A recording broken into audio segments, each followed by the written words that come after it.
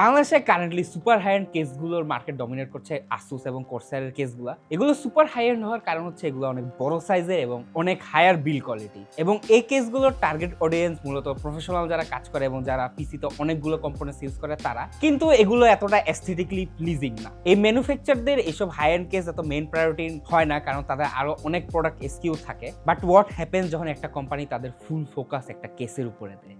Meet HAVN HS 420 এই কেসটা শুধু সাইজে বড়, বিল কোয়ালিটি বেটার এমন না, এর ডিজাইন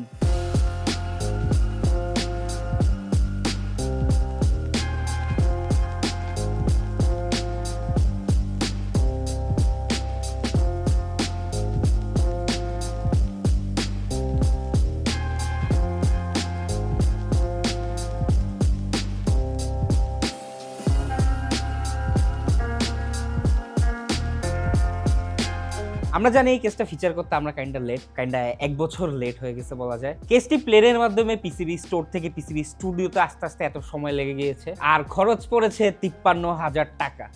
53,000 টাকা।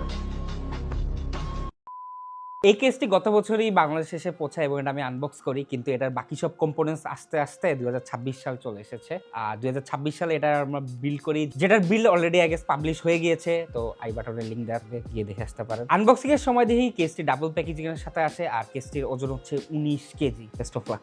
বক্সে ইনস্ট্রাকশন দেওয়া আছে কোন দিক থেকে কেসটি আনবক্সিং করতে হবে, কিন্তু ওটা আপনার ফলো না করলেও চলবে। কিন্তু বক্সে একটা ইনস্ট্রাকশন ম্যানুয়াল আছে যেটা আপনার প্রয়োজন পড়তে পারে। সাথে পেয়ে যাবেন অ্যান্টি স্ট্যাটিক গ্লাভস আর একটা ভেসা মাউন্টিং কিট, যার সম্পর্কে পরে বলছি। আর বাকি সব নেসেসারি ইস্যু তো থাকবেই। এই কেসটা রিলিজ হয় 2024 সালের শেষের দিকে, এবং এই কেসটা অনেকে দাবি করে this is the most innovative case of 2024, এবং it's true, this case looks amazing. কিছুক্ষণ আগে কেসটা গ্লিমস অলরেডি আপনারা পেয়ে গেছেন। এটি একটি সিঙ্গেল শীট প্যানোরামিক গ্লাসের সাথে আসে, এবং পুরো কেসটা জুড়ে ভেন্টস দেওয়া, যেগুলো হচ্ছে পিল শেপে। হ্যান্ড ফিলিং এ কোনো রাফ এজেস ফিল হয় না, পুরো একটা smooth finishing. Most of the panel magnetic হলেও সামনের গ্লাস প্যানেলটা এবং পিছনের প্যানেলটা out of the box screw in ভাবে আসে, যাতে শিপমেন্টের সময় গ্লাসগুলো খুলে না যায়। কিন্তু আপনি বিল্ড করার পরে এই স্ক্রুগুলো আপনার লাগানো লাগবে না, এগুলো ছাড়াই প্যানেলগুলো হোল্ড থাকে। পিছনের ফ্যানগুলো আউটার সাইডে, যাতে কেবলগুলো বেটার আউট করা যায়, এবং এর জন্য এটার উপরে আরেকটা প্যানেল দেওয়া আছে, ওটাও ম্যাগনেট।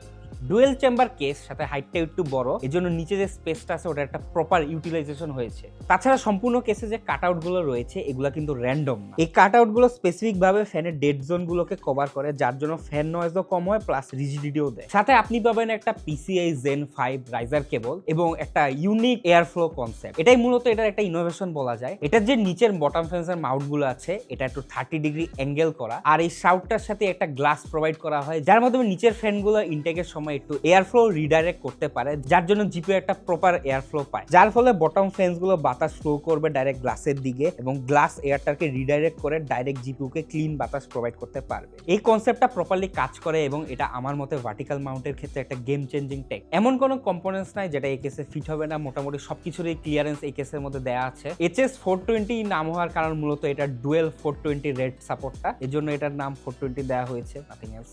বিল্ড করার সময় এটাতে একটু পেন খেতে হয়েছে। টপ রেডিয়েটর স্ক্রু ইন করার সময়, তারপরে জিপিইউ ইনস্টল করার সময় দুজন হলে ইজিলি বিল্ড করা পসিবল হবে, একজন হলে একটু প্যারা খাবেন। কিন্তু যেটা ইজি ছিল সেটা হচ্ছে কেবল ম্যানেজমেন্ট। প্রত্যেকটা কেবল কোন দিক দিয়ে রাউট করবেন এর জন্য একটা স্টিকার দেওয়া আছে, আপনি ওটা ফলো করলে ইজিলি আপনি কেবল ম্যানেজমেন্ট করে রাখতে পারবেন। এবং আপনি যদি চান কেবল ম্যানেজমেন্ট করে নাও রাখতে পারেন, তাও কেবলগুলো সুন্দরভাবে থাকবে। আর কেসের সাথে দুইটা ফ্যান হাব দেওয়া আছে, তো ফ্যানের দিক দিয়েও আপনি ক্লিয়ার। ফ্রন্টের দিকে কেবলের জন্য যে রাবার গ্রমেটস গুলো দেওয়া আছে, এগুলো এটার ইনোভেশন বলা যায়। এখানে একটা কেবল কোম টাইপের দেওয়া আছে, যার মাধ্যমে আপনি কেবলগুলোকে একটা নির্দিষ্ট হাইটে লক করে রাখতে পারবেন, তো আপনার কেবলগুলো ঝুলে থাকবে না এবং একটা ক্লিন বিল্ড লাগবে। এয়ারফ্লোর জন্য ফ্যানগুলোকে মাউন্ট করার জন্য বিভিন্ন ভেরিয়েশন আছে, যেগুলো HAVN এর ওয়েবসাইটেই দেওয়া আছে, আপনি ওগুলো ফলো করতে পারেন। তাই আমার মতে এটা 2024 সালে না হতে পারলেও 2026 সালে বাংলাদেশের মোস্ট এস্থেটিক কেস হবে। আমি তাই বলতাম যদি কিছুদিন পরে আরেকটা কেস স্টুডিওতে না আসে।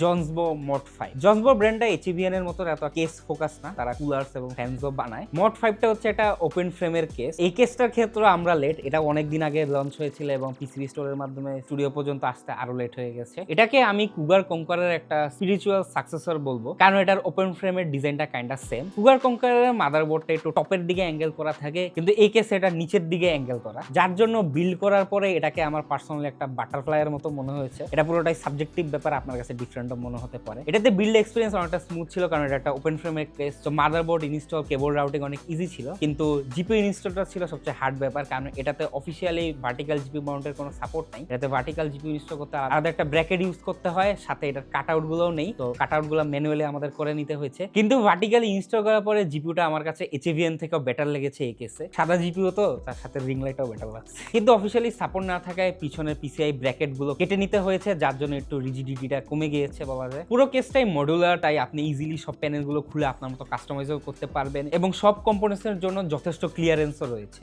এটাই আমার কাছে পার্সোনালি যেটা সবচেয়ে ইউনিক ব্যাপার রেখেছে। এটা PSUর নিচে আপনি চাইলে একটা 360 রেডিয়েটর ইনস্টল করতে পারবেন অথবা ফ্যান ইনস্টল করতে পারবেন। যদিও আমরা আমাদের ইউনিটে ফ্যান ইনস্টল করিনি, কিন্তু ইন্টারন্যাশনালি যেসব বিল্ডে দেখলাম যে ফ্যান ইনস্টল হয়েছে, ওগুলোতে নিচের ফ্যানগুলোকে একটু কাইন্ডা জেট ইঞ্জিনের মতো লেগেছে, যেটা আমার কাছে অনেক সুন্দর লাগছে। HAVN HS 420 Jonsbo MOD 5 এই কেসগুলোতে কি কি কম্পোনেন্টস ইউজ হয়েছে তা জানার জন্য আই বাটনের ভিডিওগুলো দেখে আসতে পারেন। ওই ভিডিওতে কম্পোনেন্টস গুলো দেখানো হয়েছে, সাথে বিল্ড করা হয়েছে এবং পারফরম্যান্স টেস্টও দেওয়া হয়েছে। তো কম্পোনেন্টসের আর একটু ইন ডিটেইলস পারফরম্যান্স জানতে চাইলে ওইসব ভিডিওগুলো দেখে আসতে পারেন। হোপফুলি আমাদের বিল্ড টিম HAVN একটা লিকুইড বিল্ড করতে পারবে হোপফুলি। আমার মতে এগুলো বাংলাদেশে কারেন্টলি যেসব কেস অ্যাভেলেবল আছে এগুলোর মধ্যে পিক কেস। এর মধ্যে আরেকটা কেস আছে যেটা হচ্ছে হাইট Y60, ওটার বিল্ডও আমাদের চ্যানেলে আছে, তো চাইলে ওটাও দেখে আসতে পারেন। আর যেহেতু এই কেসগুলো অলরেডি বিল্ড হয়েছে, তো এই কেসের সম্পর্কে আরো জানতে ওইসব বিল্ডগুলোই দেখে আসতে পারেন। আমার আর কিছু বলার নাই, কারণ র্যামের দাম এই কেসগুলোর সমান হয়ে গিয়েছে। এখন র্যামের দাম কমুক, তারপরে বলবো। আল্লাহ হাফেজ।